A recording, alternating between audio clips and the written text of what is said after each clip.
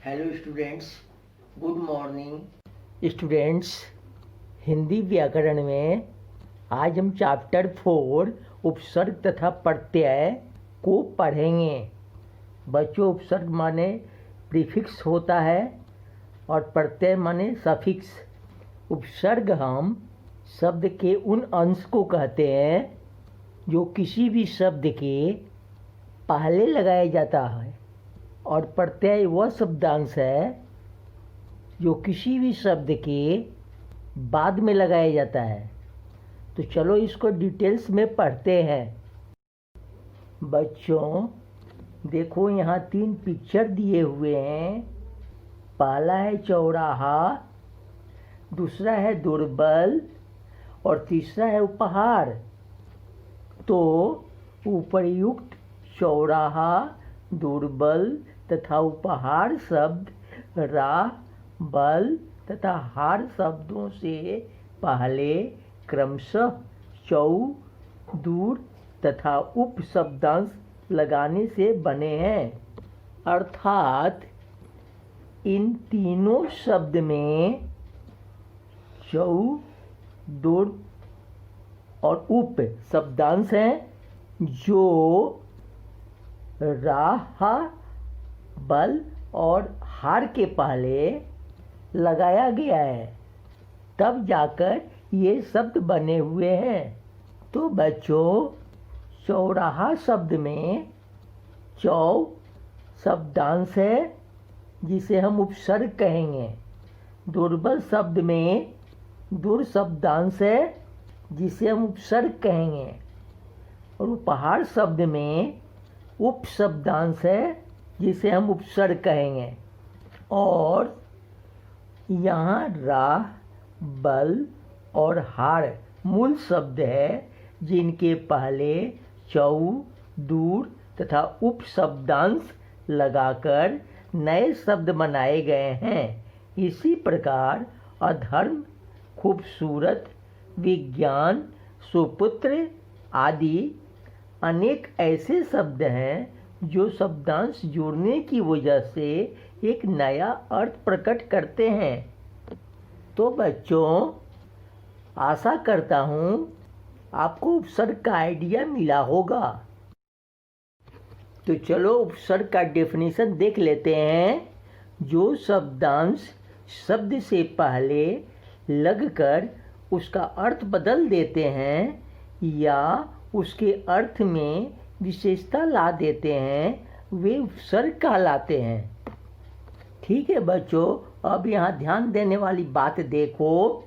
उपसर्गों के प्रयोग से शब्द के अर्थ में परिवर्तन आ जाता है, इनका स्वतंत्र प्रयोग नहीं होता। ओके बच्चों, नीचे कुछ उपसर्ग और मूल शब्द दिए हुए हैं जिनको जोड़कर एक नया शब्द बनाया गया है। तो उन्हें देखो। पहला है उप, जो कि उपसर्ग है, जो कि मूल शब्द वन के साथ मिलकर उपवन हुआ है। उसी प्रकार देखो, सु मार्ग के साथ मिलकर सुमार्ग शब्द बना है। तो बच्चों, और भी शब्द नीचे इसी प्रकार दिए हुए हैं, आप लोग इनको एक बार पढ़िएगा। बच्चों, अब हम उपसर्ग के भेद को देखेंगे। तो देखो, यहाँ उपसर्ग के भेदों को 4 भागों में बांटा गया है। पहला संस्कृत के उपसर्ग, दूसरा हिंदी के उपसर्ग, तीसरा उर्दू के उपसर्ग और चौथा संस्कृत के अव्यय। तो हम लोग इन चारों भेदों को थोड़ा थोड़ा करके समझेंगे। तो सबसे पहला देखो संस्कृत के उपसर्ग। बच्चों, यहाँ नीचे टेबल में ये सारे शब्दांश संस्कृत में उपसर्ग के रूप में किया जाता है, जिसका अर्थ दिया हुआ है। और इन उपसर्गों से नए शब्द की रचनाएं बनाकर यहाँ दी गई है। तो इसे आप लोग पढ़िएगा और कुछ शब्दों को याद करने का प्रयत्न करिएगा। जैसे पहला देखो, अ उपसर्ग दिया हुआ है, जिसका अर्थ होता है अभाव या निषेध, अर्थात किसी चीज़ का ना होना। तो अ उपसर्ग से जो संस्कृत शब्द बनते हैं वो इस प्रकार हैं: अधर्म, अन्याय, अकर्मण्य। जैसे धर्म में अ लगकर अधर्म बना है, न्याय में अ लगकर अन्याय, और कर्मण्य में अ लगकर के अकर्मण्य बना है। उसी प्रकार यहाँ देखो, अब उपसर्ग का अर्थ होता है बुरा, गलत। जिसे संस्कृत शब्द बना है अपमान, अपशकुन और अपशब्द। और देखो, प्र उपसर्ग का अर्थ होता है आगे, जिसे संस्कृत शब्द बना है प्रवेश, प्रसिद्ध, प्रभाव। अति उपसर्ग का अर्थ होता है अधिक, जिससे संस्कृत शब्द बना है अतिशय, अतिरिक्त और अत्याचार। तो बच्चों, ये आपके संस्कृत के उपसर्ग थे और ये उससे बने शब्द।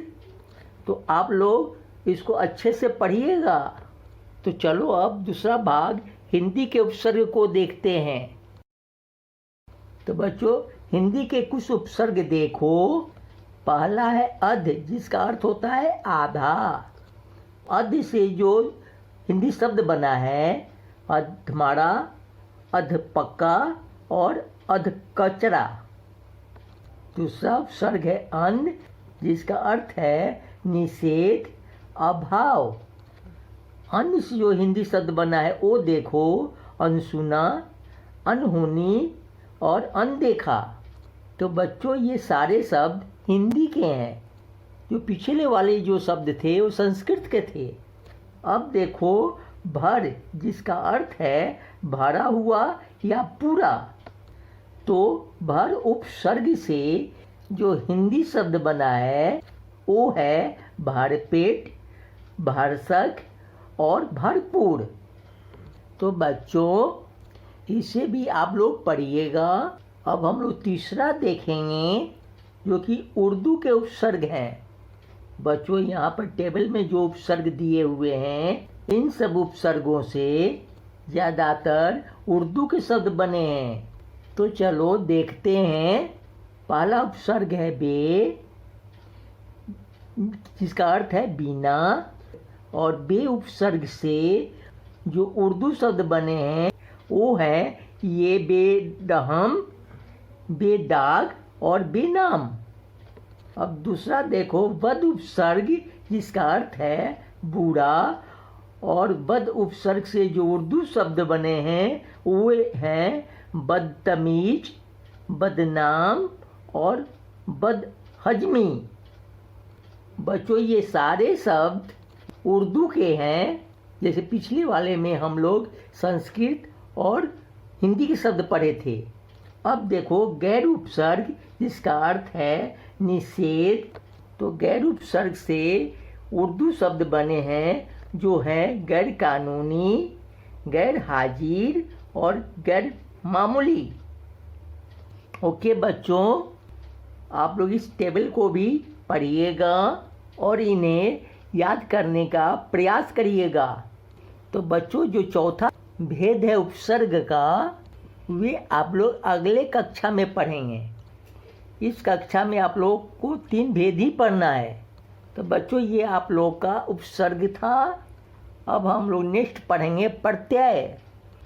तो बच्चों, जैसा कि मैंने आप लोगों को शुरुआत में बताया था कि प्रत्यय वो शब्दांश है जो किसी शब्द के अंत में लगता है। जैसे यहाँ उदाहरण में देखो, खेल प्लस औना, मजदूर प्लस ई और फूल प्लस वाला। इन तीनों उदाहरण में औना, बरी और वाला ये प्रत्यय हैं जो इन मूल शब्दों से मिलकर एक नया शब्द बना रहे हैं।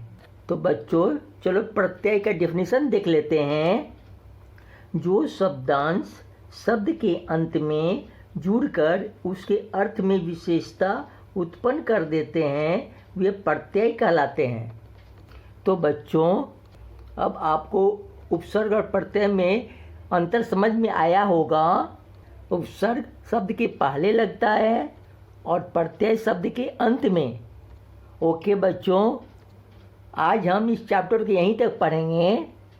नेक्स्ट क्लास में हम प्रत्यय के भेद को देखेंगे और उसको डिस्कस करेंगे। ओके बच्चों, आप लोग यहाँ तक पढ़ना और इसे लर्न करने का प्रयास करना। Thank you.